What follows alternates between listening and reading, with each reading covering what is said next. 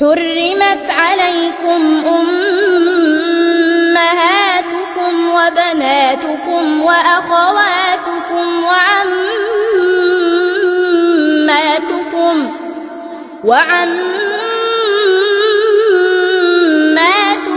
وخالاتكم وبنات الأخ وبنات الأخت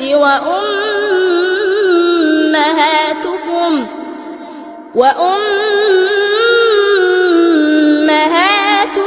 اللاتي أرضعنكم وأخواتكم من الرضاعة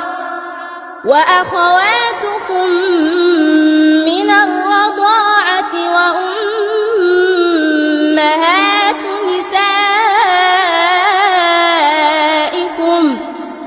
وربائبكم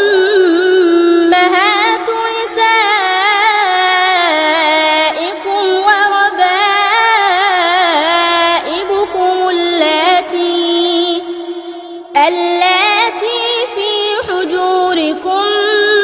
من نسائكم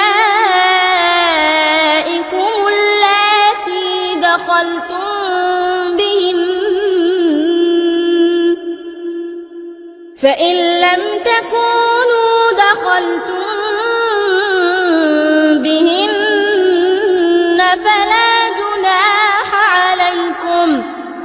فلا جناح عليكم وحلائل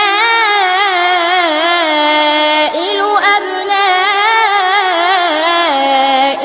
الذين من أصلابكم وأن تجمعوا بين الأختين إلا ما قد سلف.